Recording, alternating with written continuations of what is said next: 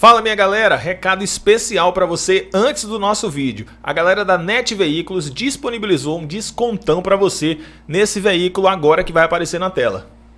Não perde a oportunidade, o QR Code está aqui para você. Tem descontão e tem tanque cheio também. Vai lá, NET Veículos, sua melhor opção.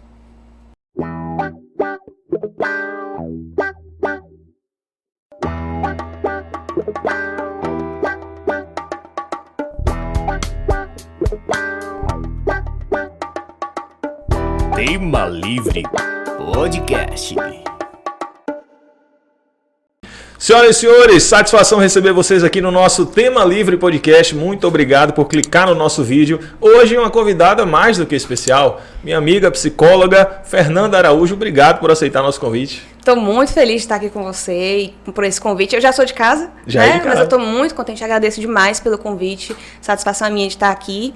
Estou muito contente. Esse convite é antigo, diga-se de passagem, né? A gente estava tentando ajustar, alinhar aí uma data favorável, apesar de que a gente já esteve na rádio, conversando na rádio, já estivemos numa live também, batendo um papo, já tem mais de 2 anos já, né? Foi uma sobre depressão. Sim. E outra sobre insônia. As duas estão disponíveis, quem quiser assistir, tá aí. Bombou na época, a gente conseguiu fazer Facebook e Instagram. Simultâneo. Foi bem legal. O público na época meio maior era no Face, o seu sempre foi no Insta. No Insta. E a gente na época fez, daquela data em diante eu comecei a movimentar mais o meu Instagram. Tô ali capengando, mas já tem mais de 6 mil, já tem ali. O pessoal veio migrando para o Instagram também, que é uma ferramenta muito legal. É uma ferramenta que você usa bastante. Com certeza. Eu, inclusive, iniciei como psicóloga, na verdade, assim, na psicologia clínica, pelo Instagram. Foi a primeira janela que eu encontrei para mostrar o trabalho, para falar sobre saúde mental de maneira geral. Sim. E é uma ferramenta assim, acessível, onde as pessoas têm condição de estar ali seguindo bons profissionais para acompanhar dúvidas das mais diversas. Nós abrimos a nossa caixinha de pergunta, vou deixar para daqui a pouco. Tem várias perguntas que o pessoal faz e todas se tornam importantes porque é dúvida genuína da pessoa, né? Aquela coisa mais simples, mas que a pessoa de fato tem uma dúvida. Eu acho que esse instrumento, essa ferramenta, essa possibilidade de usar a rede social para disseminar informação é fantástico. E faz, inclusive, cair por terra aquela ideia de que internet... mas a internet tem um monte de bobagem. Se é o que você busca, tem bobagem. Se você busca conteúdo, tem conteúdo. Eu sei que na sua página você posta ali muita coisa voltada a conteúdo, né? Agora, eu acredito, assim, que o boom do Instagram para a questão profissional, perfis de profissionais, ela começou a acontecer recentemente. Logo quando eu me formei, não existia, não que eu me lembre, assim, eu não me lembro de ter, por exemplo, professores meus começaram no Instagram depois que eu me formei, depois que eu já tinha Instagram. Isso não era uma prática comum. Inclusive, era uma coisa muito assim, aquela coisa de, você vai para o Instagram? Como assim? Você vai... E aí, como é que você vai fazer isso? E eu fiz o meu Instagram logo no último ano da minha faculdade, eu já tinha criado ele. Eu já tinha em mente que eu queria trabalhar dessa maneira, eu ia ter essa janela para mostrar o meu trabalho. E aí logo quando eu fiz o meu Instagram, depois, no ano seguinte, eu formei no finalzinho de 2018, no comecinho de 2019 já estava lá aberto e eu comecei a produzir conteúdo. Só que assim, era aquela coisa de quando tudo quase era mato. Não existia caixinha de perguntas na época, não que eu me lembre também. Eu acho que quando surgiu a caixinha de perguntas eu já estava lá produzindo conteúdo de um jeito assim, bem assim, tentando ver como é que ia dar certo. As ferramentas, elas foram se aprimorando com a intenção das pessoas, né? Não tinha muito, eu não me lembro de ter tido igual tem hoje, por exemplo, você conversa a gente conversa sobre essa caneca aqui, daqui a pouco você abre o Instagram, tá um anúncio lá de caneca. Não tinha isso com essa intensidade. Estamos sendo vigiados o tempo todo. O algoritmo antes não era como é hoje. Você pesquisou sobre alguma coisa, já era. É o dia todo. Tem hora que eu faço uma pesquisa avulso só para deixar de aparecer aquela que eu queria, né? Eu falo, não aguento ver mais. Não aguento ver mais sobre uma mesa de som de 6 canais com 2 entradas que eu procurei para o podcast. Não, eu vou pesquisar. Livro jurídico tal. Pelo menos para mudar, né? Porque realmente é uma... Mas é algo que acompanha a parte tecnológica e a intenção das pessoas. Você falou que o Instagram tinha um certo preconceito, ou melhor... Em relação a perfil profissional, na verdade. Sim. Era muito hoje, rede social. Talvez ainda tenha do TikTok. Verdade. A nível profissional. Verdade, porque o Instagram era uma rede social de postar coisas pessoais, né? Sim. Fotos pessoais, a famosa foto do prato, aquela coisa mais assim artística e tal. Quando o pessoal começou a chegar a perfis profissionais, né? Falar de assuntos mais sérios, digamos assim, mas sem ser a questão mais de lazer, que o Instagram tinha muito a ver com lazer no início. E aí isso começou a aparecer, né? Os anúncios também foram começando a vir em função disso. O pessoal foi entrando no Instagram. Tudo envolve, no final das contas, a questão econômica. Se gera conteúdo, gera público para assistir, vai ter ali alguém querendo que a marca esteja vinculada e aparecendo. E mostrar a marca onde as pessoas estão.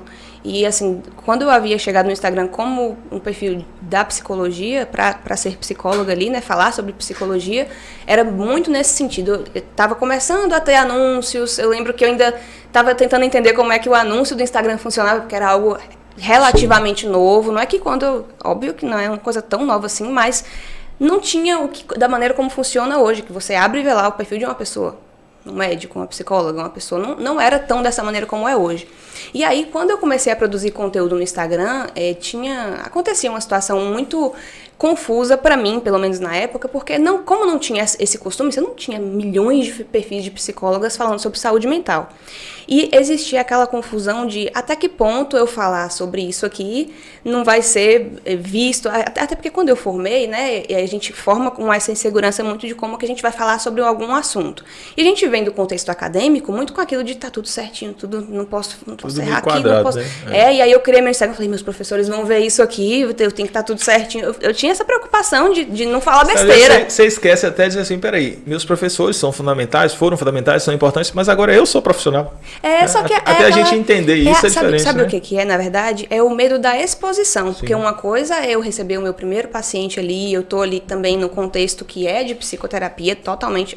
Queria até falar um pouco disso também, Sim. que é totalmente diferente o trabalho que eu faço no Instagram e o trabalho que eu faço como psicóloga clínica lá no contexto do consultório. Uma coisa, apesar de eu estar falando ali do mesmo assunto, uma coisa não tem nada a ver com a outra. E é justamente isso que eu estava tentando dizer a princípio sobre essa questão de como abordar o assunto, porque a gente vem do contexto acadêmico com aquela preocupação de estar na rede social, falando sobre um assunto. E outra coisa, o público que a gente fala no Instagram são leigos. É muito diferente do contexto acadêmico, onde Sim, você está ali de profissional para profissional, é outro linguajar, é outro aprofundamento. Mas quando você fala da exposição, você não acha que o julgamento não vem do leigo? Exatamente, só que a nossa mentalidade, quando a gente entra, né, a gente fica assim, não, eu vou ser julgada de alguma coisa, se eu pisar fora da linha, o que vai acontecer? E aí por isso que as coisas foram melhorando muito, né, todo começo é difícil em qualquer área, em qualquer situação, tudo que é novo assusta, então assim, a gente chega com essa mentalidade e vai percebendo como que é a dinâmica do Instagram. Eu fui percebendo que eu estava falando com uma pessoa leiga, eu fui percebendo que eu estava falando com alguém que não entendia sobre pensamentos, não entendia sobre emoções, e aquele pouquinho que eu sabia, assim, de maneira... Eu teria que adaptar a minha linguagem, era muito para quem não sabia. A questão de entender sobre emoções, sobre ansiedade. Muitas pessoas não entendem sobre isso. E é justamente o trabalho que eu faço no Instagram, que é um marketing de conteúdo, na verdade, onde eu tô ali para agregar algo na vida de alguém.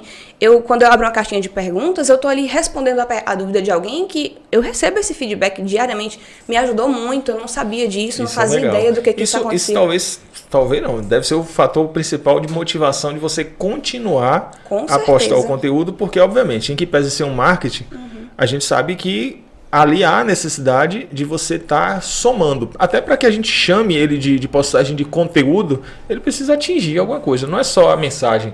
Precisa ajudar alguém. A mensagem, para ela ser completa, ela precisa sair de você e ela ficar em alguém.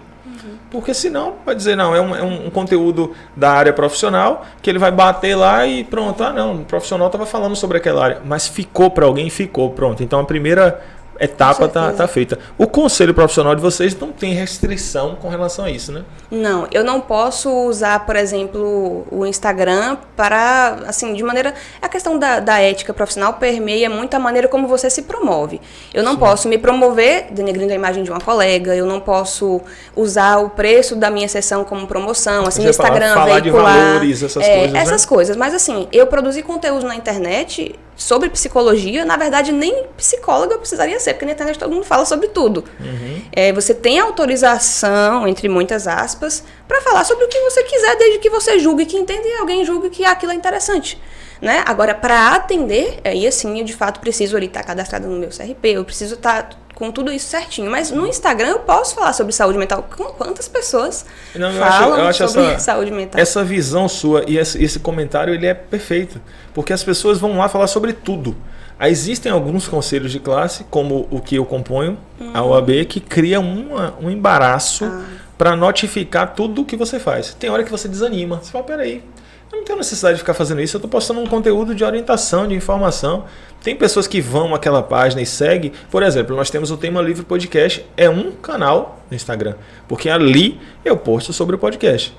Obviamente, no meu story pessoal, às vezes eu coloco minhas postagens, mas 90% são coisas voltadas ao âmbito jurídico, porque quem está ali, imagino eu, esteja querendo a informação do advogado. Tem conselho de classe que atrapalha muito e fica criando um monte de embaraço, e aí o que é que acontece? Multiplica a desinformação, porque quem não é e quem não pode falar, está falando. Está falando, é exatamente o que acontece também, muito, acho que em todas as áreas, mas na psicologia acontece demais. Tanta gente aí que não tem zero diplomas de psicólogo, de psiquiatria, de que quer que seja relacionado à saúde mental, usando termos aí que propagando desinformação, inclusive por propagar desinformação, um exemplo disso, por exemplo, dependência emocional. Muita gente fala de dependência emocional no Instagram.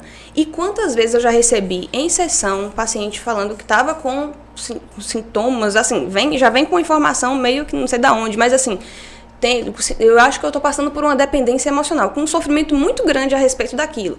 Quando eu vou avaliar o caso, não tem nada a ver com dependência emocional, só que a pessoa, por ter aprendido aquilo em algum lugar, de algum jeito, achou que por aquilo que ela estava passando, não, eu estou com dependência emocional. A pessoa já chega desinformada e, olha, uma coisa interessante, ela já chega sofrendo por achar que tem algo que ela não tem. Ela já criou um diagnóstico? Exatamente. Eu tô pegando leve, que eu tô falando só de dependência emocional. O negócio é quando chega, eu acho que eu tenho estresse pós-traumático, não, eu acho que eu sou esquizofrênico. Sabe, umas coisas assim que pega de não sei da onde.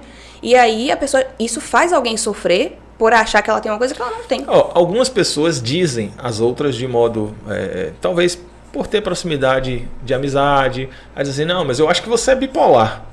Aí a pessoa vai lá e pesquisa, né, o que é bipolaridade. Aí começa a criar a introspecção daquilo. Eu acho que esse é um primeiro fator. E a internet, ela é fantástica, mas o Google, ele tem ali as suas limitações específicas, né? Quando a pessoa vai pesquisar sobre uma coisa pessoal, que ela demanda de uma análise profissional, e ela passa a querer diagnóstico por ali, vai certamente buscar ter mais problema do que solução.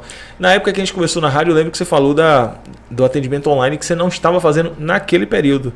Depois começou a fazer? Liberou. Depois da pandemia, você diz, né? Sim. Depois da pandemia liberou essas restrições. A restrição que a gente tinha para atendimento online era paciente com situação de ideação suicida, porque precisava que o psicólogo estivesse ali perto. Acredito que essa era a maior restrição, mas depois da pandemia liberou e até então não vi nenhum posicionamento para voltar ao que era antes, porque assim, né, a gente consegue trabalhar de maneira ampla. Eu concordo que eu já atendi pacientes com essa queixa de forma online e tive o resultado da mesma forma. Claro que a gente tem que ter sempre um cuidado em relação a isso, um contato de emergência, mas restrição do conselho, eles não voltaram atrás nessa. Eu acho que mesmo pós-pandemia acaba se tornando uma tendência esse tipo de manutenção de atendimento. Seja pelas pessoas se acostumarem a aprenderem a lidar com a ferramenta, seja por ser também uma questão tecnológica que vai abrindo esse espaço e essa possibilidade. Muitas pessoas aprenderam a usar o online, né? Entenderam, porque tinha muito preconceito. Até hoje ainda tem, algumas pessoas têm receio da terapia online.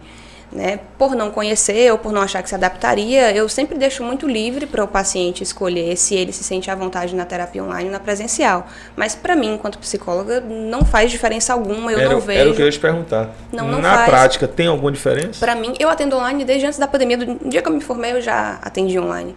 E sempre, mesmo antes do contexto de pandemia, eu já tinha pacientes online. Hoje é muito maior a demanda. Imagine, você tem uma exposição de conteúdo na rede social. Você usa muito bem o Instagram.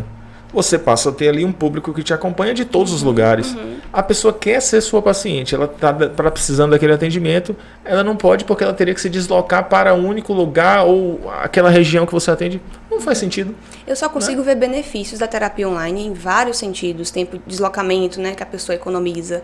tempo de ir até a sessão, a questão dela estar num lugar seguro para ela. Claro que a gente tem critérios para fazer a sessão online. A pessoa precisa estar sozinha, a pessoa precisa estar num lugar silencioso, com a menor possibilidade ou nenhuma possibilidade de ser interrompida, tudo isso para que a sessão, uma boa internet também, para que a sessão flua bem.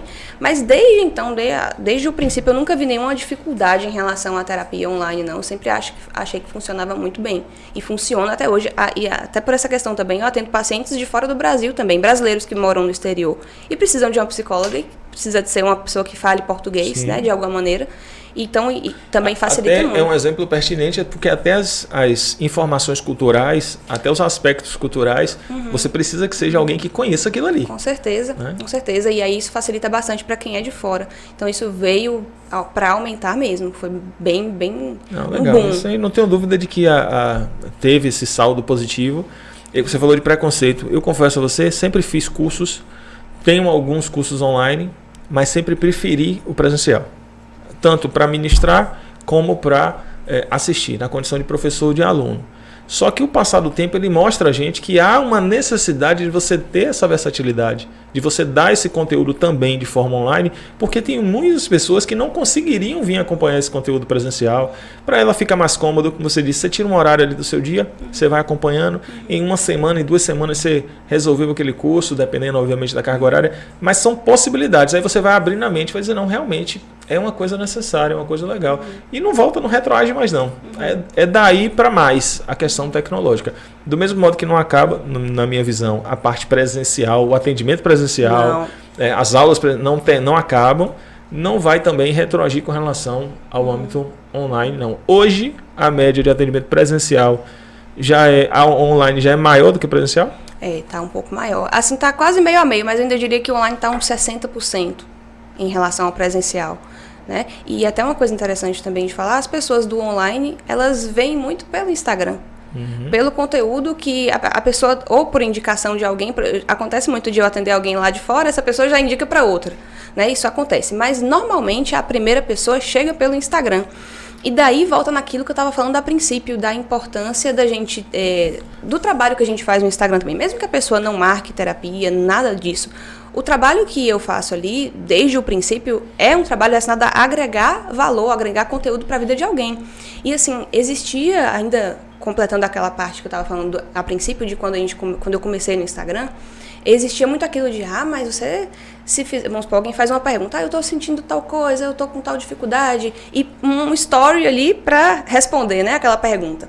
Então, aí, na hora que eu ia responder aquela pergunta, vinha na minha cabeça, mas ainda falta, eu não posso responder, isso aqui está muito superficial, mas tem isso, mas é aquela resposta de toda psicóloga, depende, tem que analisar isso, tem que analisar aquilo, aí fica aquela coisa, então eu não posso falar sobre um assunto sem ser injusta com a pergunta daquela pessoa. Então, se você for analisar a amplitude de cada pergunta... Só que aí que vinha algumas críticas e ainda vem até hoje, sabe, eu acho que essa pessoa está pagando aí de conselheira no Instagram. E eu queria muito frisar essa questão, porque o trabalho que eu faço ali no Instagram é um trabalho de agregar conhecimento para aquela pessoa.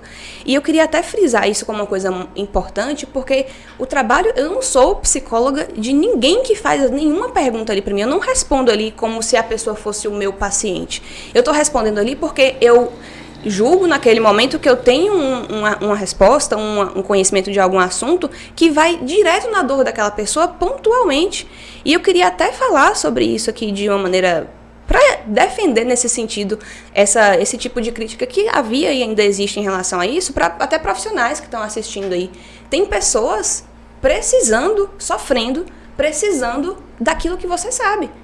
Para quem estiver me assistindo, psicólogas, estudantes, que tem medo de produzir conteúdo ou acha que não vai agregar muita coisa porque tem que responder de forma muito ampla, então você tem que saber, não, como é que eu vou te dar uma resposta a isso se eu não te avaliei e tal e tal.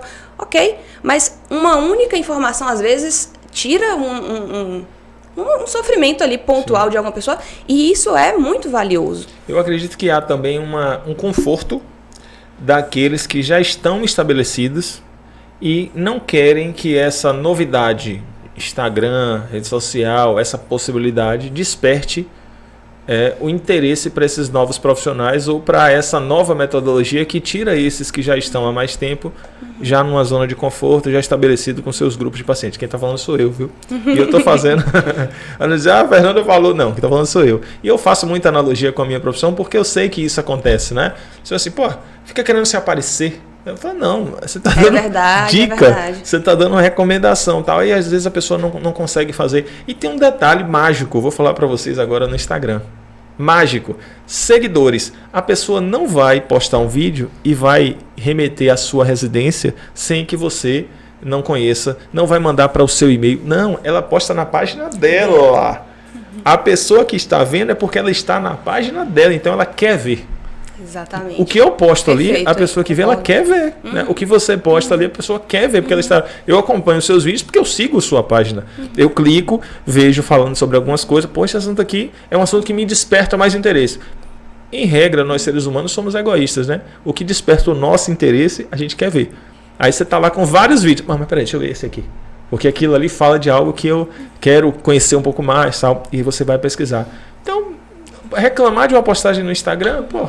Mas eu diria também até eu do outro lado ali como consumidora, como cliente, como uma pessoa que vai consumir algo. Eu também aproveito, entre aspas, assim, de um bom sentido, aproveito muito de conteúdos de outros profissionais no Instagram. Sim. De coisas que me agregam em alguma coisa importante, de coisas que me ajudam nisso. Então, assim, eu acredito muito que é uma troca. Eu tô ali também, eu tô no Instagram como profissional, mas eu também tô ali como consumidora de conteúdo de outras páginas que me interessam e que eu ali julgo que vai me agregar em algo.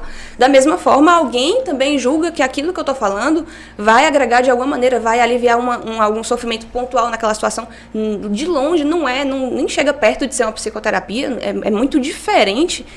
A diferença é gritante entre um processo terapêutico e um conteúdo que eu produzi ali falando sobre como os pensamentos automáticos funcionam na nossa cabeça e quando que eles começam a gerar um sofrimento. O que é um pensamento intrusivo e como que ele pode gerar um sofrimento. A pessoa entendendo sobre aquilo, ela alerta para uma coisa que ela talvez já acontecia com ela e ela nem sabia que existia. Então ali também já desperta a pessoa para um processo de mudança caso exista alguma coisa que precisa ser feita ali. Né? Então assim, é uma mudança ali pontual que também faz muita diferença. Eu acompanho algumas páginas, por exemplo, que fazem aquelas mensagens prontas, né? Eu acho que é errado falar assim, a mensagem de autoajuda, até porque não é. São aquelas frases prontas. Sei. Tem algumas páginas que eu sigo. Frases motivacionais. Tem algumas páginas que eu sigo, porque eu gosto, eu acho legal. Mas tem algumas que se você se perguntar, e aí eu pergunto para o olhar profissional, se a pessoa levar aquilo ali como um fundo de verdade a cada frase que é postada e tentar enquadrar tudo aquilo ali para si, ela vai meio que entrar numa paranoia, porque nem tudo é para você. Não é? Ou eu estou errado? Você conseguiu entender a minha... Eu entendi. Eu acredito que você está querendo dizer o seguinte, a internet ela está forrada de conteúdo, só que é sua responsabilidade filtrar. Isso. Você tem lá uma informação, uma mensagem pronta. Não se apegue a nada, largue tudo, confie no seu sonho, se dedique. A pessoa fala, eu já estou cansado desse emprego mesmo, sabe de uma? Eu vou dedicar meu sonho. Com um mês tá passando fome. Não, calma. Não é assim, né? Com certeza, mas aí cabe à pessoa que está consumindo aquilo saber o que ela consome e o que ela pega para si como uma verdade que ela entendeu ali que era para ela. Nem sei se é isso mesmo que você está falando, mas é responsabilidade da pessoa. Por exemplo, a página tá ali para soltar frases. A página que você segue tá ali para soltar aquele tipo de conteúdo. Quem segue, que se responsabiliza por aquilo que vai fazer a partir do momento que consome.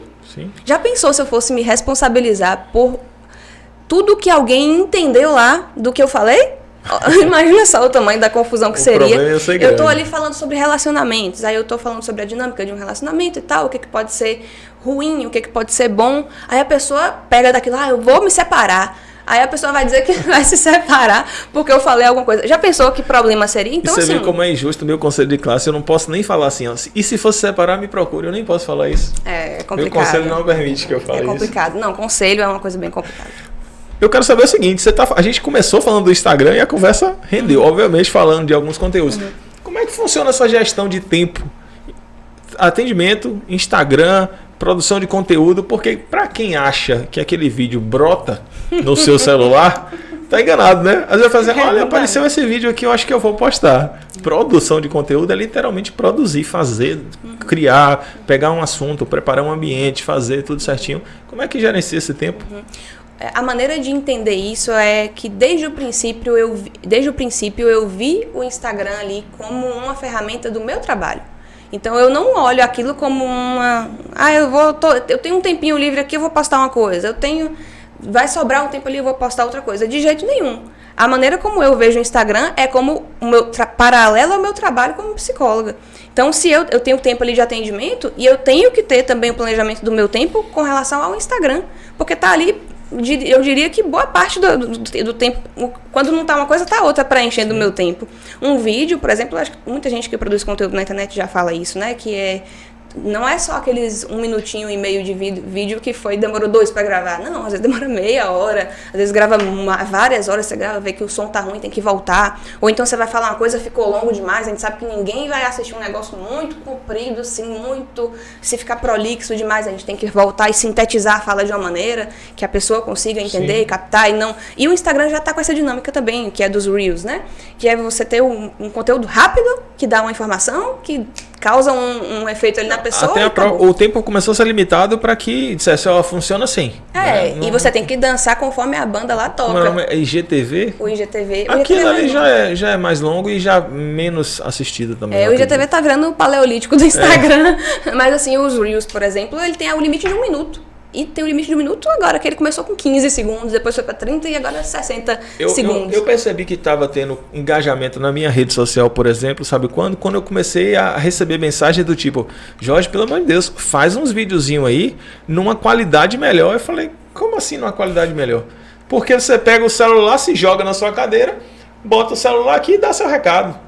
Pô, pega de cima para baixo para não aparecer a papada. Pega assim, ajeita a gravata para gravar. Eu falei, mas eu não tô preocupado com minha roupa, eu tô preocupado com o conteúdo. Mas não é isso. O conteúdo é a soma de iluminação, áudio. É isso que você falou. Aí você começa a dizer, pô, peraí, tem gente assistindo, vou começar a me ajeitar. Aí eu comecei a diminuir. A verdade foi essa. Porque todo dia eu chegava no escritório, pegava o celular e falava, galera, é o seguinte, consumidor, às vezes o celular estava assim, ó, e eu postava. Né? Aí a gente começa a se preocupar. Hoje você já tem um padrão, por exemplo, que a galera não espera que você poste algo tão informal ou fora daquele padrão. Você já cria esse padrão. Isso dá mais trabalho. Com certeza. E assim, a forma como você fala e a forma como você expõe o teu conteúdo, tudo tá planejado. A gente não, de repente, às vezes acontece, muito raro, de você ligar ali, ter um insight bacana, gravar um negócio. E geralmente os conteúdos são mais gostosos de fazer. Quando você vem ali na hora, e eu já tô no consultório, eu já tô ali com uma roupinha que arrumadinha, eu tô ali, já dá pra gravar, bacana, porque a gente tem que pensar nisso tudo. Porque às vezes não, muitas vezes a ideia vem quando você tá ali deitado na cama pra dormir. Eu não vou sacar o meu celular para gravar um Reels deitada na minha cama. Eu tenho que planejar quando que eu vou aplicar aquilo depois em um outro momento. Acho que foi assim que surgiu o podcast. A galera falou, bota só o áudio desse negócio aí. Aí largou. Você falou isso aí, eu cheguei no escritório com a camisa listrada, né? Só que assim, eu não tava para gravar nada. E aí tinha uma audiência no final da tarde, eu peguei o paletó cinza, e o paletó tem umas riscas de giz. Audiência online, ou seja, visualmente não estava agradável. Mas, botei aqui minha câmera, botei meu fone e tal, terminei minha audiência. Aí veio uma ideia, eu falei, caramba, eu podia falar sobre esse conteúdo. Gravei, pra quê? O pessoal me detonou na rede social, inimigo da moda, assassino o vídeo bombou, mas bombou fazendo resenha da minha combinação de roupa. Eu falei, pô, vocês vão ver agora, eu vou começar a esculhambar as roupas pra ver se vocês assistem mais os vídeos, né? A galera gosta dessa fuleiragem. Olha que difícil, a gente tem que mesclar um pouco a questão do quanto a gente tá ali numa postura de abertura também. Porque as pessoas, elas veem aquilo todo redondinho, arrumadinho, perfeitinho. Normalmente, quem trabalha com a internet sabe disso, não engaja. Se o negócio estiver muito quadrado, eu tenho que estar perfeito, eu tenho que sentar, o ângulo tem que estar certinho, eu não posso me mexer, eu não posso... Se meu cabelo cai no meu olho, eu tenho que parar, tirar do olho. Isso não dá certo.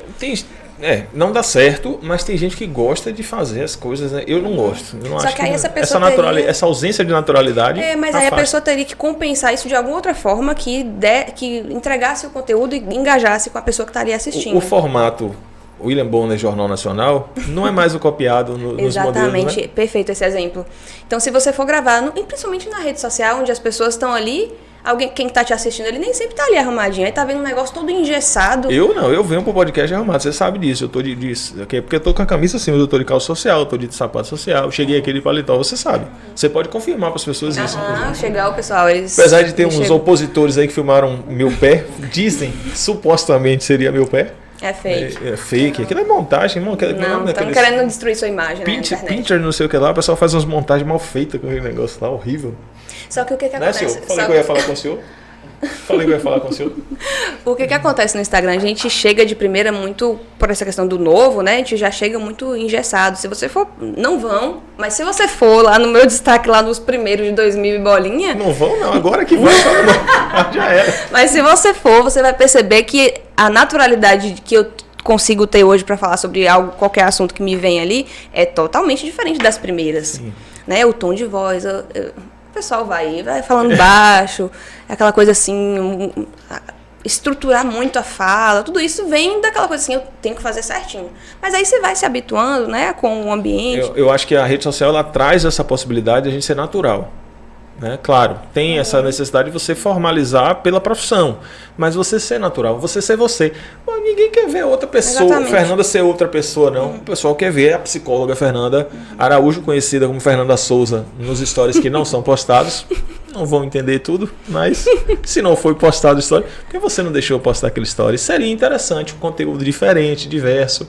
Eu deveria ter salvado mesmo, mas deixa pra próxima. Eu não quis zoar com a sua imagem naquele momento, mas não faltaram oportunidades. Ela também na academia, os dois cansados, tinha acabado uma série.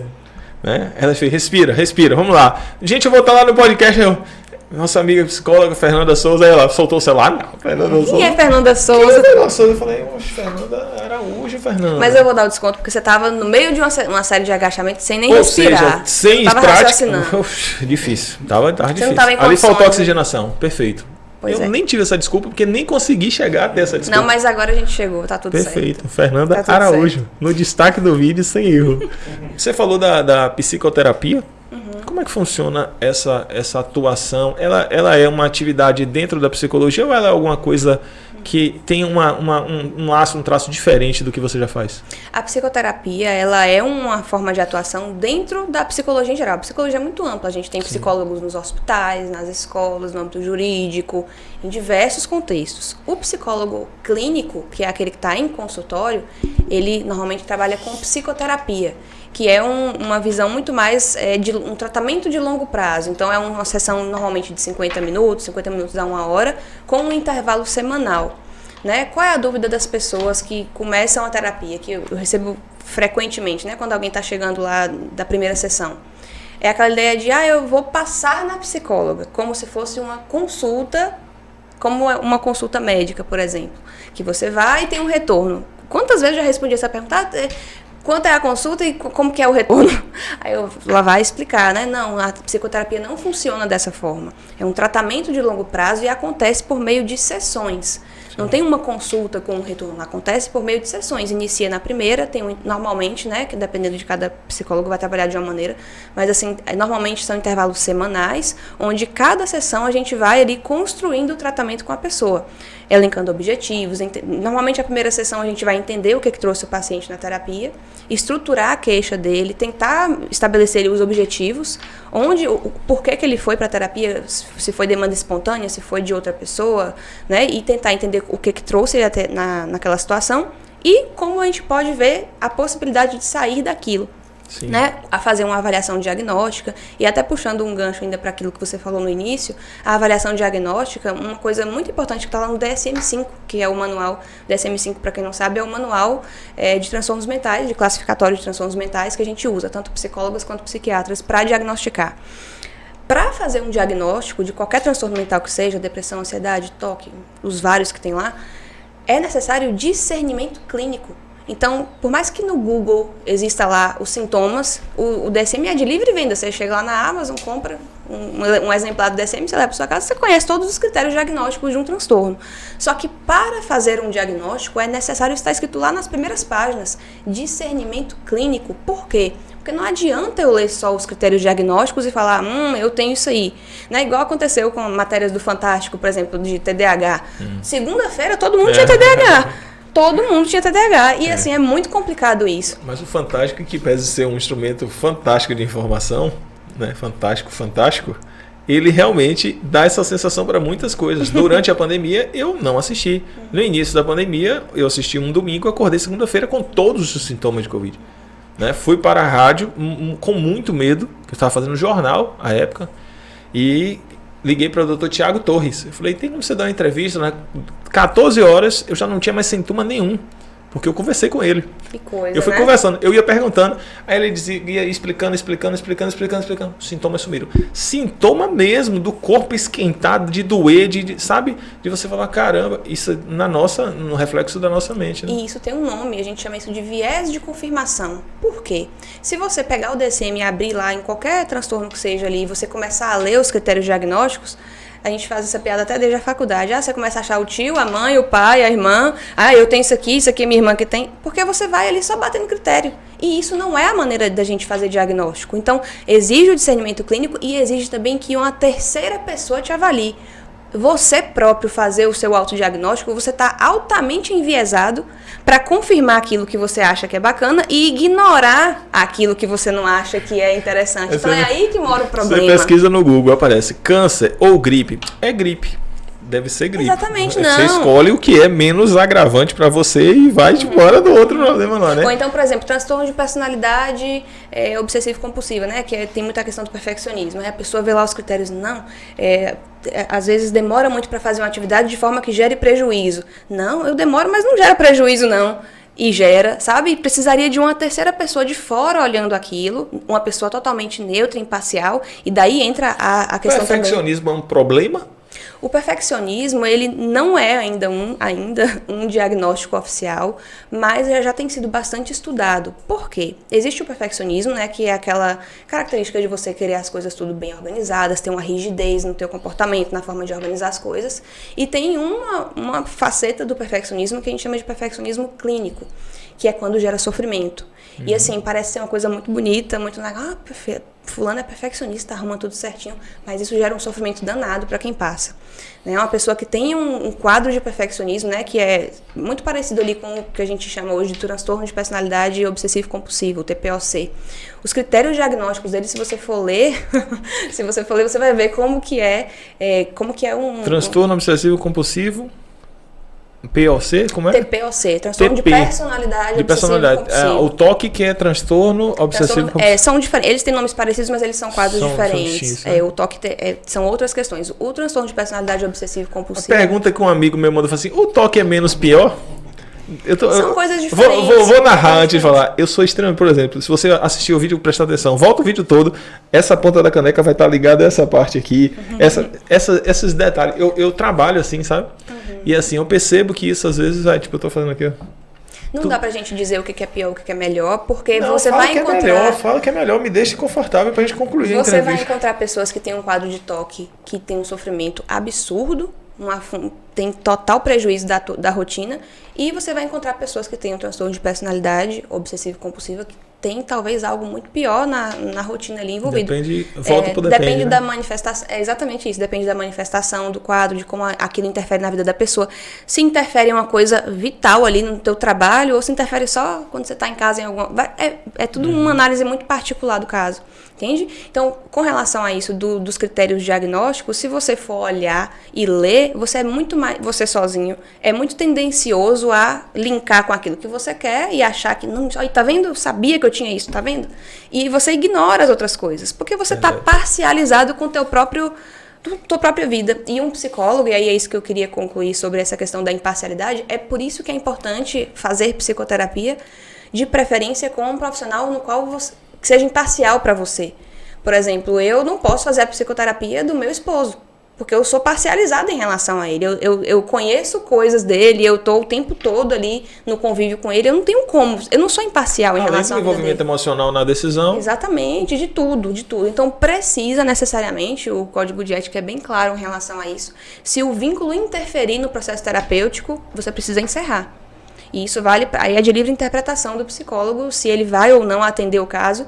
É dele interpretar se o vínculo ali pré-existente interfere ou não. Caso não interfira, é possível. De modo romântico, os filmes apresentam aquela relação do psicólogo com o paciente que se apaixonam e aí ficam naquele enlace de não pode, né, ter um envolvimento porque são ali. Quando tem alta, começam a ter um relacionamento. Pois é. Os filmes apresentam isso, de uma né? maneira bem, assim, consegue ilustrar como é importante separar as coisas, porque senão o trabalho fica prejudicado. Você falou da questão do tratamento, quando se fala na análise individual de cada um e não, por exemplo, de uma consulta para dizer, não, eu vou lá tal dia, resolvo o problema, ou eu vou lá tal dia e volto.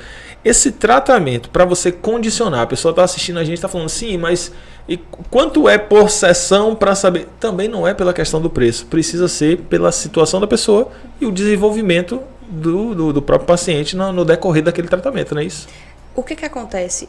Um problema, um transtorno mental, ou mesmo não sendo um transtorno mental, é até interessante falar sobre isso, porque as pessoas acham que eu só posso ir no psicólogo se eu tiver um diagnóstico de depressão. E não. A psicoterapia, ela é para casos onde existe um diagnóstico, né? E também é para casos onde não existe diagnóstico nenhum. E a pessoa está tendo uma dificuldade na vida emocional, na vida pessoal, alguma coisa específica, que não se trata de um adoecimento oficial, mas ela não consegue resolver aquele problema sozinha. E problema na vida todo mundo tem. E algumas pessoas têm uma maior autoeficácia, né, que é a capacidade de resolver os próprios problemas, conseguem fazer isso sem o acompanhamento de uma psicóloga.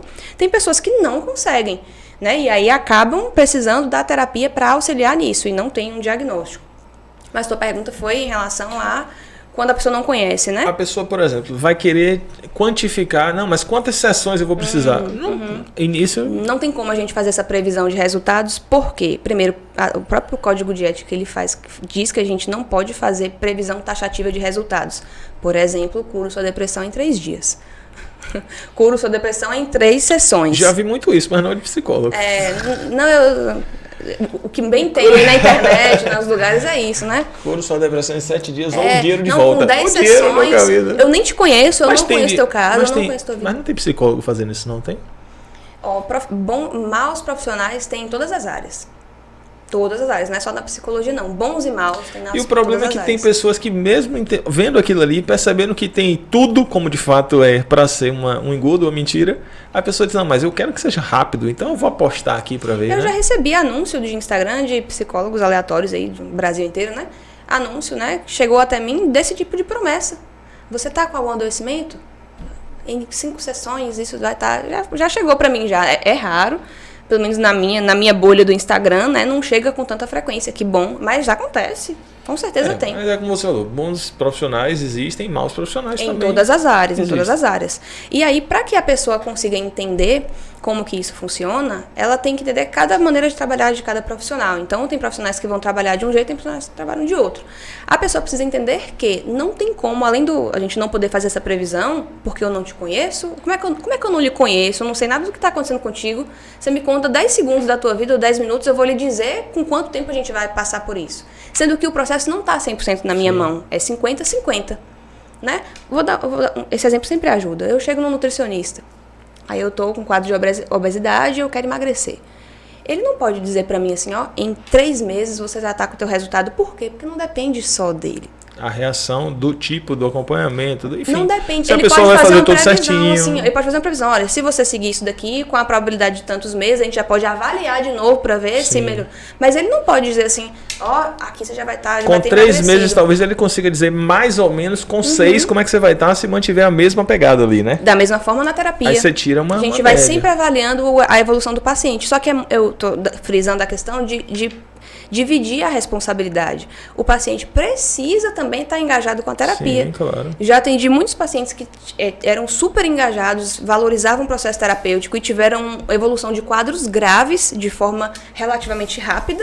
E já tive pacientes que não tinham diagnóstico nenhum e aí demoravam muito para evoluir pela falta de engajamento na terapia. Existe muito, ou pelo menos você já vivenciou algum momento, a pessoa assim, procura, busca, tem as informações, começa o tratamento, está envolvida no tratamento, larga de mão e diz, não, aquilo ali que a gente conversou não adiantou nada. Porque a pessoa não fez a parte dela, né? Nunca aconteceu assim, eu nunca tive nenhum problema diretamente com o paciente em relação a isso. Claro, a gente sempre tem pacientes que chegam, não voltam, né? Não identifica, porque tem muito essa questão também, não identifica com a forma de trabalho, etc. Sim. Mas Nunca chegou alguém pra me acusar, assim, de dizer pra mim, eu acho que não adiantou muita coisa, não. Nunca me aconteceu, não. Não é igual a academia, que a pessoa vai, se inscreve, malha 2 dias, termina um mês, faz não ganhei nada de massa. Só que engraçado, né? Ninguém culpa o dono da academia que não emagreceu. Não, às vezes culpa. Chega assim, eu não gostei dessa academia porque eu não emagreci. Porque eu não emagreci. Porque tá muito mais ensinado na nossa cultura que depende que a pessoa faça um esforço, a parte dela. É mais visível, né? Você precisa ir lá e aqui talvez as ações, as mudanças de comportamento. É uma coisa que acontece muito, aí já é uma coisa que tem uma certa frequência, a pessoa chegar, por nunca ter feito, não saber como funciona, ter uma visão diferente, chega e assim, eu tô passando por isso. O que eu faço?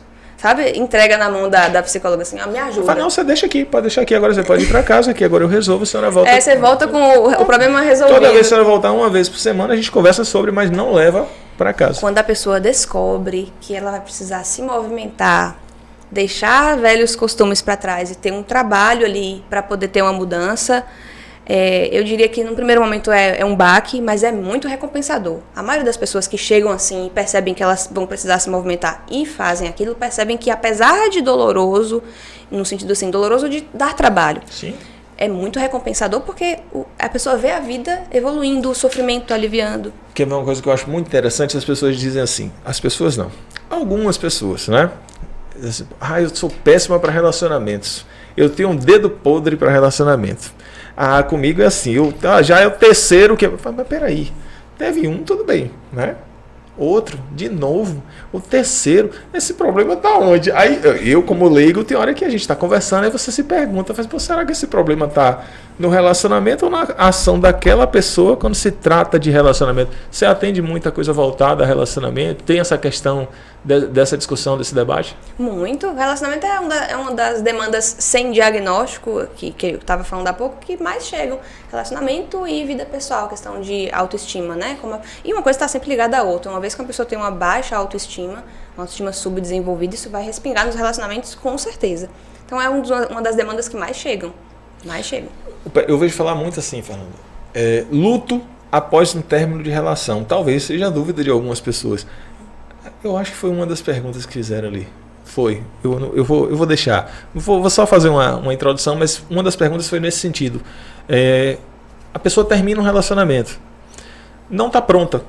Ou pelo menos quer esquecer o relacionamento anterior com um novo. Uhum. Existe esse período mesmo de luto? Há alguma recomendação que as pessoas possam ter no sentido de, peraí, primeiro organize você mentalmente, veja como é que estão suas emoções para depois partir para uma nova relação?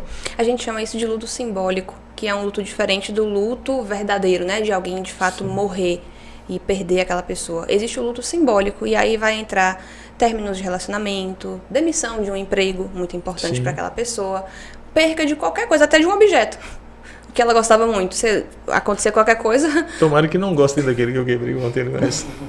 Então, assim, o luto simbólico, ele entra em vários exemplos. Então, assim, dependendo do vínculo que a pessoa tinha, de como era esse relacionamento, do quanto ele ocupava de espaço ali na vida daquela pessoa em questão de importância, de ser rede de apoio, de muita coisa que um relacionamento, às vezes, né, acaba cerceando ali. Sim. Então, assim, essa questão do luto simbólico existe, que é a pessoa precisar ter um tempo para elaborar aquilo que aconteceu. E a gente tem as mesmas fases do luto real. É interessante que você falou aí, relacionamento e falou do emprego. São duas coisas que trazem uma ligação voltada às nossas ações de rotina.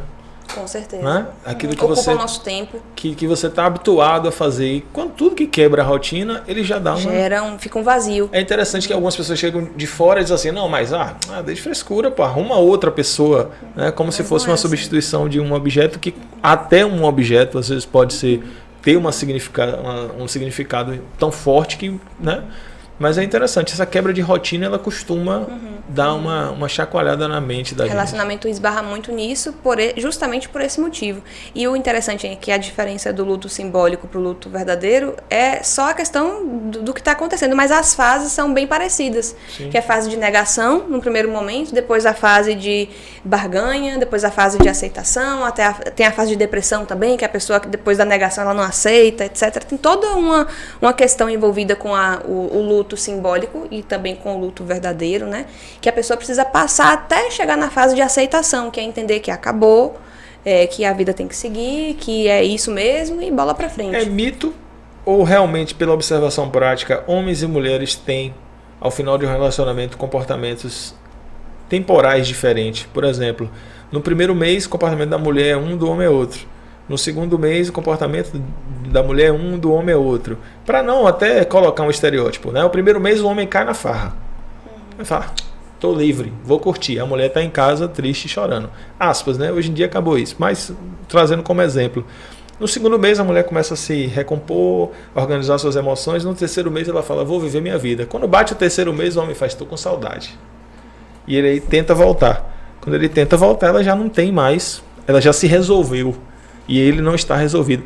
É um mito, isso. Olha, Jorge, tudo que enquadra e generaliza o comportamento das pessoas, a gente tem que ter um pouco de precaução e cuidado.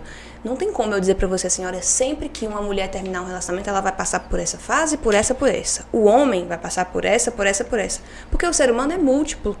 O ser humano, a individualidade, ela é absurdamente extensa e diversificada. Sim. Então, assim, a pessoa ela vai ter comportamentos diferentes, porque vai variar a personalidade, vai variar a criação, o temperamento, os recursos psicológicos e emocionais que aquela pessoa tem para lidar com aquilo. Então, uma pessoa que tem, eu diria que dá pra gente falar da seguinte forma, uma pessoa que tem um limiar de frustração mais baixo, ela vai acabar lidando pior com aquilo, comparado com uma pessoa que tem um limiar de frustração mais bem consolidado. Então, a gente faz esse tipo de análise. Nunca nessa situação de uma mulher sempre desse jeito, até porque ninguém, em psicologia, a gente não fala nem sempre nem nunca. Uhum. Justamente por essa questão. Então não tem essa de fulano sempre vai agir desse jeito. E quem é fulano? De onde ele vem? Qual foi a criação que ele teve? Quais são os traços de personalidade que ele geralmente apresenta? Quais são os mecanismos que ele tem para lidar com aquilo? Qual é o conhecimento que ele tem de si mesmo, da situação e da vida para lidar com aquilo? Então cada um vai lidar de uma maneira muito individual.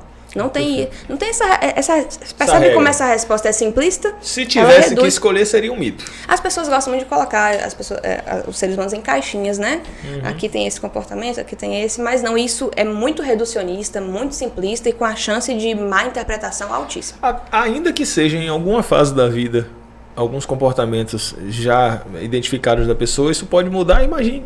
Uhum. Da mesma pessoa. Uhum. A mesma pessoa pode se comportar de formas diferentes, em términos diferentes, com certeza. Sim. Com certeza não tem essa regra mesmo, não. Você atende muitas pessoas voltadas também à questão de problema com sono? Sim, é uma questão bem comum. Porque a gente está num momento da vida hoje, da sociedade em geral, que a gente está invertendo as coisas, né? À noite está tendo muita luz, tem gente que... Luz eu digo no sentido de... Porque a gente sabe, hoje em dia, já é bem conhecido na ciência que... Essas tecnologias, por exemplo, se a gente estivesse aqui 8 horas da noite, esse tanto de luz aqui que a gente acaba tendo que colocar para trabalhar. Hoje, inclusive, que eu só tenho mais 6 meses de salubridade da pele. Que é o tanto de luz aqui, além de manchas na pele, né? Eu até comecei a fazer a publicidade aqui, ver se tem desconto. Daqui a pouco aparece a marca dele aqui para tratar da minha... Mas assim, a questão da insônia é muito frequente hoje pelo uso de telas prolongado. Sim. E luzes artificiais quando era para estar normalmente escuro no período da noite, né? Então assim, tudo isso interfere na questão. Que é para o cérebro, o organismo começar a entender que ele é o momento do repouso. O uso de celular, sim, próximo do horário de dormir, a pessoa coloca uma luz forte ali no celular, aquilo ali bagunça totalmente. Não, se quiser ficar acordado, não precisa de outra coisa não, é só pegar o celular. Então realmente é uma coisa muito comum porque é o que acontece... Quem é hoje que deita sem mexer? A última coisa que pega é o celular. Então, luzes durante o dia. E é isso que eu falo. É isso que eu falo sobre informação na internet e a questão do conteúdo. Muita gente não sabe que ficar em casa à noite com todas as luzes acesas e com um monte de estímulo de auditivo e de luz prejudica o sono. Mas muita gente não sabe disso. Não acha que uma coisa tem a ver com a outra. Minha esposa mudou a iluminação de casa, colocou no corredor e na sala, uma das lâmpadas, a chamada luz quente, né? Que é aquela mais amarela. Que é mais parecida com as luzes que os antigos homens usavam. E aí eu falei pra ela, não gostei desse negócio não. Aí quando colocou, eu falei, não gostei. Ela explicou, ela falou, não, é porque a ideia é que seja isso, tal, pra gente usar à noite, tal. Hoje em dia eu só deixo ela ligada, adoro, sou apaixonado. Não induz o sono? É, maravilha, você dá a sensação de que você está descansando. Você chegou, você ligou ali é o momento de descansar, que você relaxa, que você respira, tudo. A explicação disso a gente encontra na evolução da espécie. Os primeiros homens, quando não tinham essas luzes artificiais, qual era a iluminação que eles tinham? Era fogo. o fogo. E depois, já mais antigo, mais adiante também, como é o nome daquele negócio candeeiro, né? Que também tem aquela iluminaçãozinha mais amarela. E é sempre amarela. Então, essa luz era a luz mais utilizada. E você vê que ela é fraquinha, ela é amarelada. Sim. Então, esse era o ambiente perfeito para induzir o sono, para o sono aparecer. E hoje, luz branca, olha o tamanho desse olho. Luz branca, isso aqui é péssimo para o cérebro. Então, com certeza, quadros de insônia acontecem muito por isso. Uma coisa interessante também é que a gente sabe, hoje já é bem sabido na ciência, que o uso de medicamentos para dormir, muitos casos já aconteceram de pessoas que tiraram a medicação para dormir porque a estratégia de higiene do sono, que é um protocolo que a gente usa para tratamento de insônia, que a psicóloga faz, é superior à medicação. E é o mais adequado. Então, o tratamento de TCCI, que é a terapia cognitivo comportamental para a insônia, é superior em resultados em relação à medicação para dormir. Então, se a pessoa adequar bem a rotina de sono, ela tira tranquilamente a dependência de medicações para induzir sono. E não ter a regularidade do sono, ela afeta tudo na nossa vida, né? Com certeza é a base. Poxa, uma série de questões orgânicas, né, da produção do seu dia a dia, enfim, realmente é bem complicado. E, infelizmente, ainda tem muita gente que sofre com insônia. Mas essas pessoas que sofrem com insônia, muitas vezes, antes de procurar essa resposta em si, já correm para a questão medicamentosa. Por que isso acontece? Porque é rápido. Tomou o remédio e dormiu. Tomou o remédio, apagou, desliga, né? Tudo que oferece uma recompensa rápida para o nosso cérebro, a gente tem uma tendência maior a querer aquilo. Tudo que deixa mais tardio a recompensa, a gente tem uma dificuldade maior e vai precisar envolver disciplina. Um exemplo disso, academia. Você conseguir ter um condicionamento físico bom leva tempo para você alcançar aquilo. Por isso que esbarra muito na questão do faltar vontade, desmotivação, porque a recompensa que você vai ter, que é um corpo saudável, um corpo bonito, demora de chegar. Agora, se isso fosse rápido, a academia estava todo mundo lá treinando e feliz, porque ia ter um negócio rápido e não é assim que acontece. Perfeito. É uma comparação bem justa. É por isso também que a gente tem um índice de pessoas com dependência de remédios tarja preta, por esse motivo também. Tomou, passou. Fica dependendo daquilo, porque a recompensa ela é imediata. E recompensa imediata é extremamente atrativo para o nosso cérebro. Isso aí já está ligado a um dos grandes problemas, ou pelo menos acredito eu que seja um dos grandes problemas, que é a ansiedade. A questão do uso de medicações. A questão de querer resolver tudo de modo imediato. Com certeza. Tem muita ligação sim com a questão da ansiedade. Eu imagino, me corrija a qualquer momento, a profissional é você. Não tem um problema nenhum em ser corrigido. Aliás, para mim vai ser um aprendizado. A ansiedade, ela é algo normal. Ter ansiedade. Agora, o nível de ansiedade é que vai dizer se a gente está com um problema ou não. Porque tem situações que é natural. A maestra está aqui com a gente, estava gravando, nós estávamos gravando e a esposa dele com 8 para 9 meses de gestação. Né? Ele gravava assim. Aí a gente olhava pro telefone e falou, o que? Não, porque se tocar eu largo vocês aqui e saio correndo. Ou seja, tinha uma ansiedade justificada em detrimento do nascimento, do filho, da primeira filha, etc. Mas aquela ansiedade de tudo, por tudo, aí já muda a razão. Já vira um problema, né? A diferença básica de uma para o outro é a frequência, a intensidade e o prejuízo que gera na vida. Então, se houver uma frequência alta dessa preocupação, porque a ansiedade, na verdade, ela é um quadro de preocupação excessiva. Eu estou o tempo todo preocupada com algo. E também tem a questão da tensão muscular, dificuldade de alimentação, tem outros critérios também, mas o principal critério é a preocupação. Só que se preocupar não é de tudo um problema. Às vezes uma preocupação ela é vital. No caso da dele, por exemplo, é importante que ele se preocupe. Porque caso ele não se preocupasse, poderia ter muitos prejuízos, né? E é o problema, inclusive quando um paciente chega assim, eu não quero sentir ansiedade, eu não quero ter medo, eu não quero ter nenhuma emoção difícil, eu não quero ficar triste. Aí pronto, você desenhou o perfil do psicopata aí, que ele não tem nenhuma emoção. Ele não tem nenhum. Ele deixa não tem de ser uma figura humana normal para virar uma figura. Você desenhou aí o perfil de um transtorno de personalidade antissocial, o que é gravíssimo. Então, assim, quando a gente está falando de emoções, a gente não entende emoções positivas e negativas. A gente entende emoções confortáveis e desconfortáveis. A gente não coloca nesse saco do bom e do ruim. Porque se a gente colocar nessa divisão, a gente não vai querer nunca ter aquilo que é ruim. E é impossível. É como você falou também, associado à questão do medo. Ela é, inclusive, uma proteção. Com certeza, em vários aspectos. E aí onde entra a questão do diagnóstico é quando a frequência disso é muito alta. Então eu sinto isso com muita frequência, eu penso sobre essas preocupações com muita frequência. A intensidade do sintoma é alta, então é muito forte naquele momento, gerando prejuízo na vida, que é o terceiro critério para diagnosticar um transtorno de ansiedade. O que é gerar prejuízo na vida? Ele não conseguir trabalhar, ele não conseguir se sentir bem, ele não conseguir ficar o tempo todo fazendo o que ele não conseguir concentrar numa tarefa, ele não conseguir fazer o que tem que ser feito, ele perder o sono dele com muita frequência, diminuir ou mudar muito o padrão de alimentação, de forma que a pessoa ou coma demais ou coma de menos. Então, olha o tanto de prejuízo que vai respingando na vida. Isso aí já vai se desenhando um transtorno, que é quando a pessoa vai tendo todo esse desenrolar aí de maneira mais grave. Peguei o celular porque eu vou ler as perguntas que mandaram para você, tá bom? E você abriu a caixinha de pergunta lá também. Se alguém mandou para você aí, você Deixa eu adivinhar a primeira. Não, eu vou adivinhar a primeira. Olhando assim pra mim, você acha que eu sou psicopata? É a principal. Se você olhar... A sua pergunta muito isso? Não psicopata, mas as pessoas assim, você tá me analisando, é uma coisa muito frequente. Essa daí é muito frequente. É verdade que quando você o psicólogo analisa todo mundo em todo momento. É até interessante a gente falar sobre Eu espero que não, porque a gente malha na mesma academia. Eu não me sentiria perigoso, né? Mas você acredita? Foi a Giovana que estava pendurada no negócio da academia, sua secretária? Não tô sabendo não. Vou fazer a denúncia aqui agora. Você vai assistir, Giovana? Você viu, Thiago, isso? Pendurada. Giovana, se não for você, me perdoe, mas eu achei que fosse.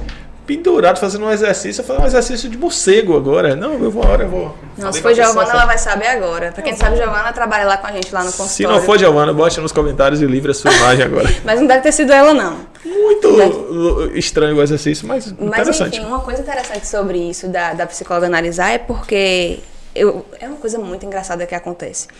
Se eu chego num lugar, né, alguém não me conhece, não sabe, nunca me viu na vida. Aí a pessoa conversa comigo, tem alguma troca ali, um contexto ali qualquer. No momento em que a pessoa descobre que eu sou psicóloga, tudo muda para aquela pessoa. Ela já... Você é psicóloga? A forma de Nossa, conversar. Eu não sei se a pessoa... Muitas pessoas ficam assim... Eu percebo muita admiração da profissão, acho isso muito legal. As pessoas admiram, né? Nossa, que legal, você é psicóloga e tal. É uma profissão bastante admirada. Mas também as pessoas ficam assim... Ai, vixe, cuidado. É tipo aquela coisa assim de ficar preocupado. Cuidado, porque... Vixe, aconteceu isso comigo na época que eu fiz autoescola, né? Que aí ninguém lá sabia, ainda era na época do presencial, né? Ninguém sabia que eu era. O pessoal achava que eu tinha até 18 anos, que você faz 18 anos vai pra autoescola. Eu já tinha passado já trabalhava, mas assim, o pessoal, na hora que descobriu, parece que todo mundo assim, falou assim, vixe, você tava aqui esse tempo todo desse jeito, dessa forma. É uma sensação de que você tá o tempo todo analisando. Nossa, o que evidentemente não, mas... O que acredito eu que não seja o caso, né? O que acontece? Eu vou fazer uma comparação aqui para você entender como é que funciona. Eu tenho conhecimento sobre comportamento humano, eu tenho uma sensibilidade maior em observar comportamento das pessoas, formas de criação. Eu tenho essa sensibilidade quando eu olho, se comparado, por exemplo, o Thiago. O Thiago é fisioterapeuta. Ele tem uma maior sensibilidade. Eu já tive essa experiência de estar com ele, por exemplo, a gente está na rua, ele vê uma pessoa caminhando de alguma maneira, está com a postura de um jeito específico, que ele visualiza ali que tem alguma coisa e fala, aquela pessoa ali tem um quadro de não sei o que lá. Ele fala até um nome ali que eu nunca escutei. Aí eu olho pra pessoa e falo, nunca que eu ia ter visto isso. Porque o olhar dele técnico, né? O olhar dele é mais sensível para isso. Só que olha a diferença de uma coisa importante aqui. Ele não pode bater o martelo e dizer, essa pessoa tem um quadro de não sei o que, não sei o que. Ele não pode fazer isso. Por quê? Ele não avaliou a pessoa, ele não sabe qual é a história de vida, se tem uma doença associada, se tem uma doença pré-existente, porque ele precisa olhar a pessoa de perto. Não tem nenhuma diferença com a psicóloga. Eu tenho a maior sensibilidade de ver uma coisa acontecendo e falar, estranho isso aí, ó, essa pessoa tem algum tipo de sofrimento psicológico, algum transtorno. Mas eu jamais posso bater o martelo. Se o comportamento for reiterado e você tiver a oportunidade de perceber situações, aí já vai ficando mais claro. Aí que entra os critérios. Eu preciso olhar essa pessoa, avaliar, entrevistar, entender a história de vida, o contexto, o porquê ela faz o que ela faz, na presença de quem ela faz, por que ela não faz, por que ela não consegue mudar, desde quando isso é um problema, por que isso se mantém. Olha o tanto de pergunta. Só aí já foi não sei quantas sessões. Entende? Pra gente compreender o funcionamento de um ser humano. Então, eu tenho sim uma sensibilidade maior em perceber o comportamento de alguém, mas eu não tenho essa sensibilidade ao ponto de dizer, olá, fulano de tal, Transtorno de personalidade borderline. Se tivesse essa, eu colocaria, resolva em 3 dias. Exatamente, imagina só eu conseguir fazer eu seria uma expert da psiquiatria e da psicologia. Ia ter programa na Globo. Olha, resolva o seu problema, mande aí a sua pergunta que eu vou responder agora o seu problema. Mas, eu postei uma, né? Lhe dei uma colher de chá aqui, que eu postei uma pra você. Você viu, porque eu achei muito interessante. Antes da gente vir, mandaram, eu falei, não, essa daqui eu vou postar. O Zé que tá ali aguardando. A pergunta, quem é o psicólogo ou psicóloga da psicóloga? Vou responder com outra pergunta. Quem é o médico do médico? Se o médico adoece, o que acontece com ele? Ele vai procurar um médico. A mesma coisa pasmem vocês que estão assistindo e pasmem, a mesma coisa é com a psicóloga.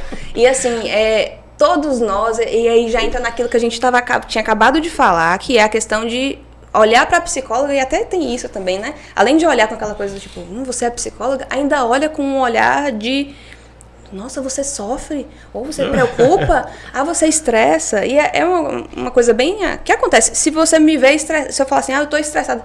Gente, uma psicóloga estressada, como assim? Onde que estava escrito?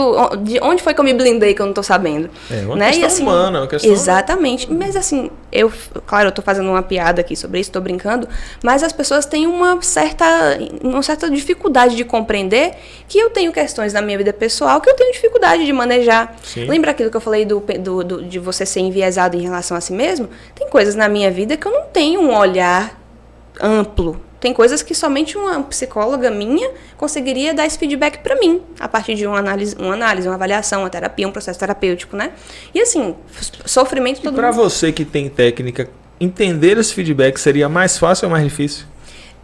Eu achei que você ia fazer uma outra pergunta, se o fato de eu saber sobre a técnica me ajuda na minha vida pessoal, mas até isso, numa terapia, mesmo eu sendo psicóloga e eu tô ali com uma outra psicóloga, claro que me facilita compreender os termos técnicos, a forma como funciona.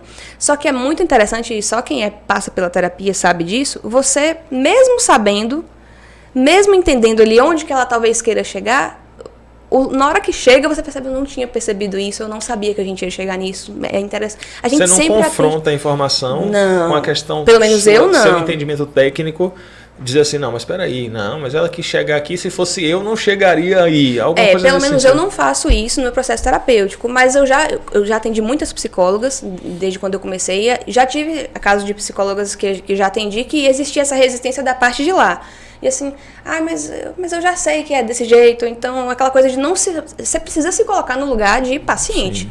Se você confia naquele profissional, você está ali usando do serviço daquela pessoa, né, contratando o serviço daquela pessoa, você precisa estar ali no lugar de paciente, senão a coisa também não vai andar, não. Tem que se abrir, deixar fluir, as coisas Mas a maioria das psicólogas que eu atendo, elas vêm muito com essa postura de eu tô aqui como pessoa que tá com um problema dentro de casa, com o marido, com o filho, e tem um negócio para resolver, e tô com a insegurança aqui e ali, e a gente vai tratar aquilo tal como trataria em qualquer outro caso. A maioria das pessoas chegam dessa forma. Advogado você não atende, né? Muito. Muito, muito, muito. A hora é agora, mestre. Muito, e é um... Se o Thiago estiver filmando esse pano feio aqui, eu vou brigar meu Thiago. Você não tá filmando esse pano não, Thiago. Pelo amor de Deus, a gente vai jogar fora ele hoje. E assim, eu não sei... Que eu vou jogar fora. Eu acho que provavelmente você vai concordar comigo, mas é uma profissão que tem muito estresse envolvido. Tem.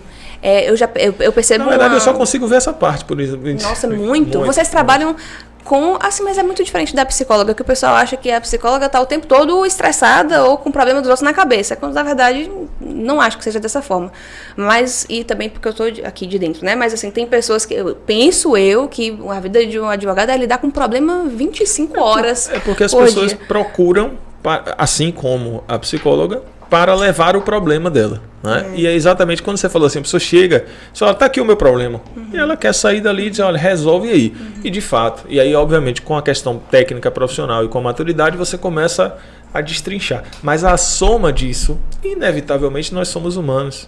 A gente vai recebendo um pouquinho de cada informação, aquilo vai ficando um pouquinho de cada coisa e você vai, para diluir aquilo depois, você precisa né, sair, ter a cabeça, uma concentração, vai fazendo uma autoanálise ali, vai pensando muito no percurso de casa, para comprar um pão, vai pensando, vai numa academia fazer um exercício, aquilo ali ajuda numa... Mas sabe o que acontece? As pessoas acham que a gente está o tempo todo com a cabeça cheia de problemas dos outros. Sim. Quando, na verdade, a nossa postura ali no atendimento é totalmente... A nossa nossa visão é diferente do que a pessoa está vendo ali. Claro. Quem está de fora acha que a gente está o tempo todo assim, meu Deus, tanto problema, e agora? O que eu faço com isso aqui no final do dia? 8 casos diferentes, cada um pior que o outro. Na verdade, a gente não atende, ou pelo menos eu, não recebo o paciente com a visão do problema, eu recebo ele com a visão da solução. Perfeito. Então eu estou ali com o olhar da técnica. É isso que ele está acontecendo com ele?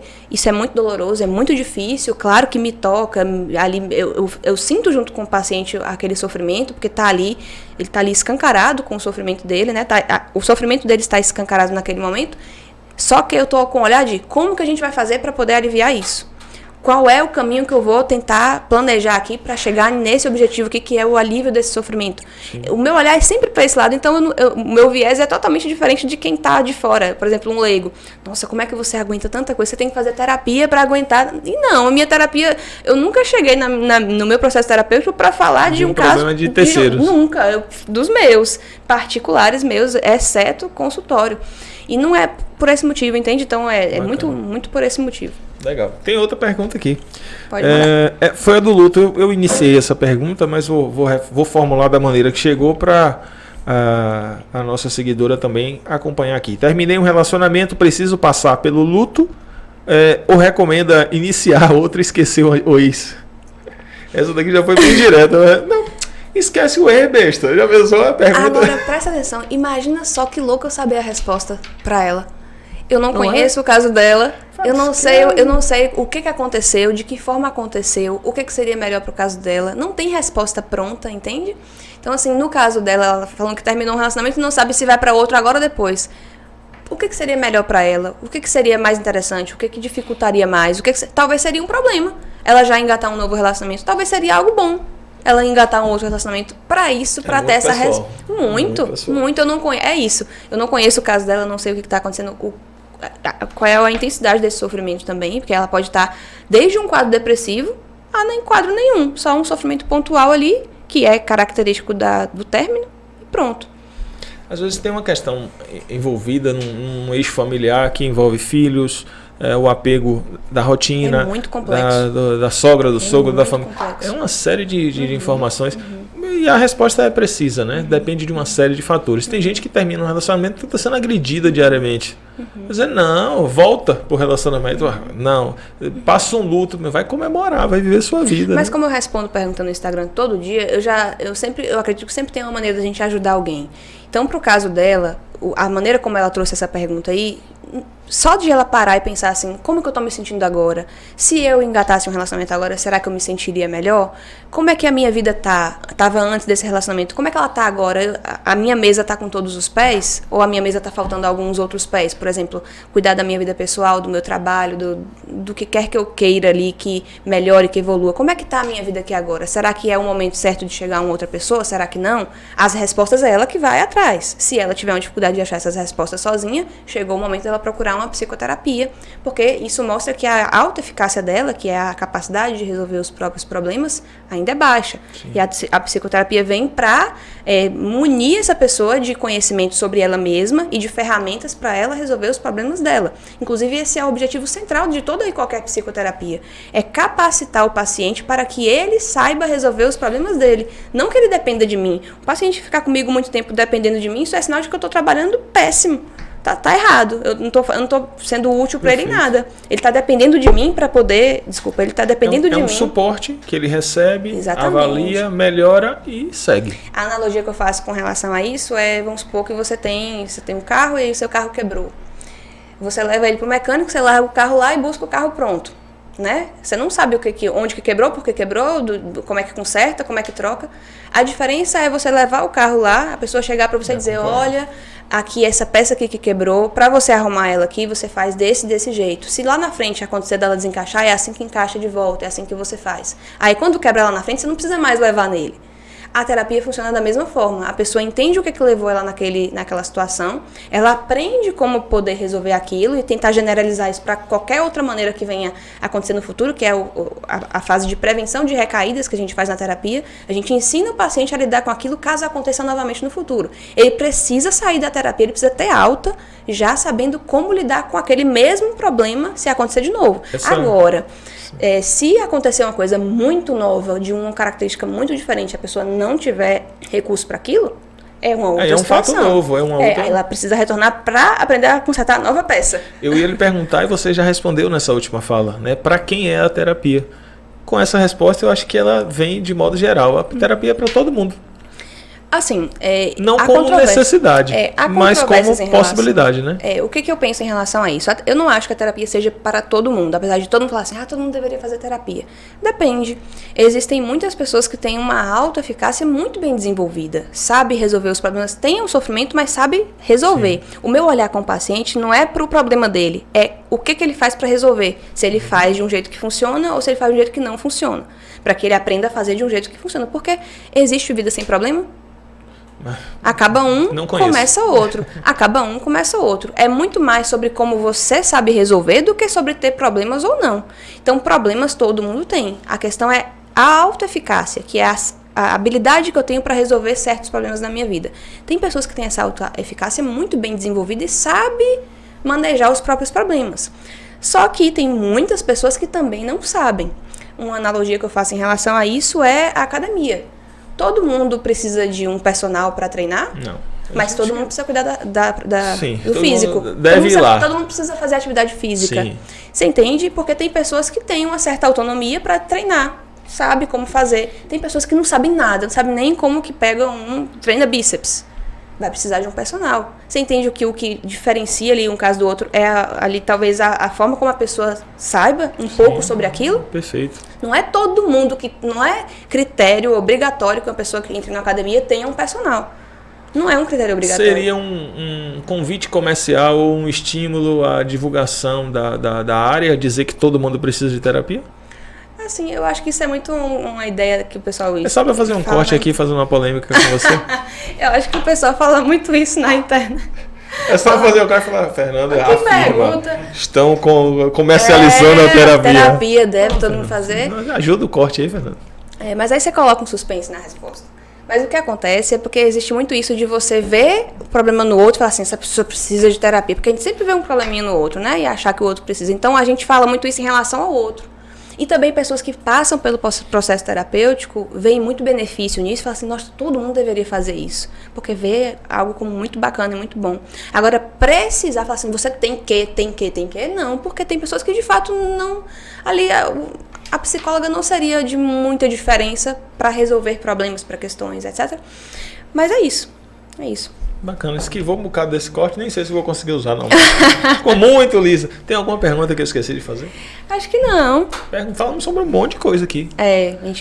Eu falei de bastante coisa que eu queria ter falado em relação à profissão, né? Que eu vim muito, né, com esse pensamento de mostrar um pouco como que o trabalho funciona, desmistificar muitas coisas, como, por exemplo, essa de que psicóloga analisa todo mundo, ou de que toda essa questão envolvendo a psicologia e o trabalho com a internet também, que é um dos meus trabalhos. Sim, e né? que dá trabalho, viu, gente? Com certeza, toda uma gestão de estratégia, muito. Com o tempo, quando você vai fazendo, a gente vai pegando o jeito, né? A coisa vai começando a caminhar mais fácil.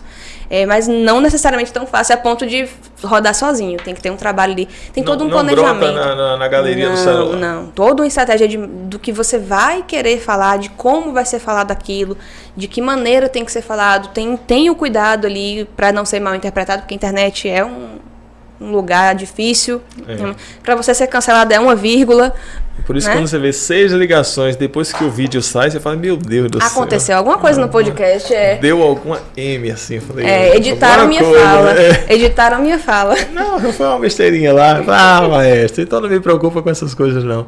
Para mim é uma satisfação imensa lhe receber aqui hoje. A gente conversou no rádio, conversamos na live e hoje aqui no podcast. Espero que seja a primeira de muitas. A gente certamente tem aqui a satisfação de receber e você tem conteúdo e assunto para trazer para a gente conversar. Não estamos no mundo diet, no mundo light, no mundo fit, né? É porque não teve hoje a nossa pizza da Artesão. Senhoras e senhores, nós gravamos num feriado de tarde, né? Aí eu disse, Fernando, hoje não tem pizza. Ela falou, no meu dia, Tiquinho, meu amigo, deixa eu te falar uma coisa. Vou te mandar depois o endereço para você mandar uma pizza da Artesã ou esfirra. Né? Você vai escolher e aí eu vou pedir para o pessoal da Artesã mandar para sua casa. Tá bom? Amei, pronto. O feriado tá garantido. Tem até a noite. Dá tempo ainda. Dá tempo. Agora fazer a ligação, por gentileza. Agora mande grande que tem um rapaz lá que é magrinho, mas come.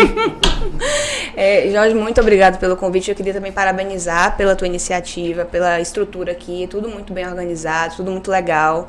Tudo muito... Os detalhes aqui, todos têm cuidado. E assim, isso faz diferença. Eu queria parabenizar pela tua iniciativa e agradecer. Eu amo sempre estar aqui conversando. Se tiver outras oportunidades, eu estou sempre aberta, tá? Bora marcar para você voltar na rádio lá, que já tem muito tempo que você foi. Beleza. Portas abertas para você. Galera, obrigado por você assistir e acompanhar nosso vídeo. Não esquece de deixar aquele like, de compartilhar para a galera e, claro, se inscreve no canal, porque toda vez que a gente postar um vídeo novo, você já vai ser ali avisado, né? Ativa o sininho. Tamo junto e misturado. Nosso Tema Livre Podcast crescendo cada dia mais com o seu apoio, com sua ajuda. Obrigado.